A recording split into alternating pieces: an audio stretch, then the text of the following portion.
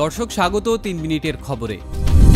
প্রধান উপদেষ্টা ডক্টর মোহাম্মদ ইউনূসের সঙ্গে বৈঠক করেছেন জাতিসংঘ মহাসচিব আন্তোনিও গুতেরেস।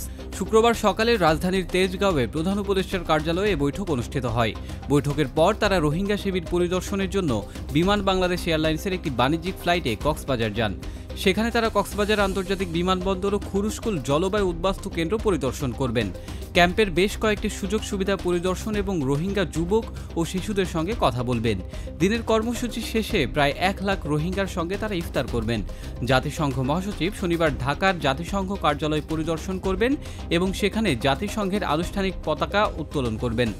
এরপর তিনি বাংলাদেশ ও জাতিসংঘ সম্পর্কের ৫০তম বার্ষিক উপলক্ষে একটি আলোকচিত্র প্রদর্শনী ঘুরে দেখবেন এবং জাতিসংঘের কর্মীদের সঙ্গে একটি সভায় যোগ দেবেন। রবিবার সকালে তিনি ঢাকা ত্যাগ করবেন। ৫টি সংস্কার কমিশনের সুপারিশের উপর এখন পর্যন্ত ৭টি রাজনৈতিক দলের কাছ থেকে মতামত পেয়েছে জাতীয় ঐক্যমত্য কমিশন। বৃহস্পতিবার এক সংবাদ বিজ্ঞপ্তিতে জানানো হয়, গত ১৫ ফেব্রুয়ারি কমিশনের কার্যক্রম শুরু হয়েছে। এরই মধ্যে প্রথম পর্যায়ে গঠিত সংস্কার কমিশনগুলোর মধ্যে সংবিধান সংস্কার কমিশন, জনপ্রশাসন সংস্কার কমিশন, নির্বাচন ব্যবস্থা সংস্কার কমিশন, বিচার বিভাগ সংস্কার কমিশন এবং দুর্নীতি দমন কমিশন সংস্কার কমিশনের প্রতিবেদনে উল্লিখিত গুরুত্বপূর্ণ সুপারিশগুলো ছক আকারে ৩৭টি রাজনৈতিক দলের কাছে পাঠানো হয়েছিল। ৬ মার্চের মধ্যে মতামত পাঠাতে তাদের কাছে অনুরোধ করা হয়েছিল। বৃহস্পতিবার পর্যন্ত ৩৭টি দলের মধ্যে ৭টি রাজনৈতিক দলের কাছ থেকে মতামত পাওয়া গেছে। এছাড়া ১৬টি রাজনৈতিক দল পূর্ণাঙ্গ মতামতের জন্য অতিরিক্ত কয়েকদিন সময় দেওয়ার জন্য অনুরোধ করেছে। অন্য দলগুলোর সঙ্গে কমিশন পুনরায় যোগাযোগ করছে।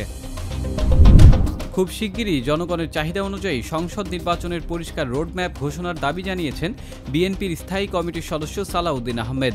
বৃহস্পতিবার সন্ধ্যায় গণ অধিকার পরিষদের ইফতার মাহফিলে অংশ নিয়ে তিনি বলেন, সংস্কার কমিশনের রিপোর্টে কিছু নতুন প্রস্তাব এসেছে। কিছু প্রস্তাবের সঙ্গে রাজনৈতিক দলগুলো একমত নাও হতে পারে, কিন্তু অধিকাংশ প্রস্তাবের সঙ্গে বাংলাদেশের অধিকাংশ জনগণ ঐক্যমত্য পোষণ করবে বলে বিশ্বাস করে বিএনপি। বিএনপির এই নেতা আরও বলেন, জাতীয় ঐক্যমত্যের ভিত্তিতে প্রস্তাব গ্রহণ করা, সেগুলো বাস্তবায়ন করা দীর্ঘ সময়ের ব্যাপার। ফলে এটা স্বল্প, মধ্য, দীর্ঘমেয়াদে বাস্তবায়ন করতে হবে। ঢাকা বিশ্ববিদ্যালয়ের সাবেক উপাচার্য অধ্যাপক ডক্টর ম আরেফিন সিদ্দিক মারা গেছেন। বৃহস্পতিবার রাত 11:15টার দিকে রাজধানীর একটি হাসপাতালে চিকিৎসাধীন অবস্থায় তিনি শেষ নিঃশ্বাস ত্যাগ করেন। তার বয়স হয়েছিল ৭২ বছর। গত ৬ মার্চ অধ্যাপক আরেফিন সিদ্দিক মাটিতে পড়ে গিয়ে মাথায় প্রচণ্ড আঘাত পান। পরে তাকে লাইফ সাপোর্টে নেওয়া হয়। ঢাকা বিশ্ববিদ্যালয়ের গণযোগাযোগ ও সাংবাদিকতা বিভাগের সাবেক চেয়ারম্যান অধ্যাপক ম আরেফিন সিদ্দিক ২০০৯ সালে ঢাকা বিশ্ববিদ্যালয়ের উপাচার্য হিসেবে নিয়োগ পান। ২০১৭ সালে তিনি উপাচার্যের দায়িত্ব পালন শেষ করে আবারও সাংবাদিকতা বিভাগে ফিরে যান। ২০২০ সালের জুন মাসে বিশ্ববিদ্যালয়ের শিক্ষকতা থেকে অবসরে যান তিনি। অধ্যাপক আরেফিন সিদ্দিক বাংলাদেশ সংবাদ সংস্থার পরিচালনা বোর্ডের চেয়ারম্যান ছিলেন।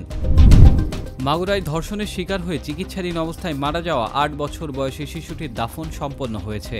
বৃহস্পতিবার সন্ধ্যায় বাংলাদেশ সেনাবাহিনীর একটি হেলিকপ্টারে তার মরদেহ সেখানে নেওয়া হয়।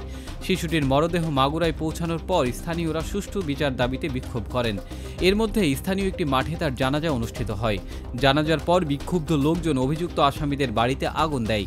এদিকে সারা দেশে হত্যা, ধর্ষণ, নারী নিপীড়নের সুষ্ঠুর বিচার সহ ৩ দফা দাবিতে ঢাকা বিশ্ববিদ্যালয় এলাকায় মশাল মিছিল হয়েছে।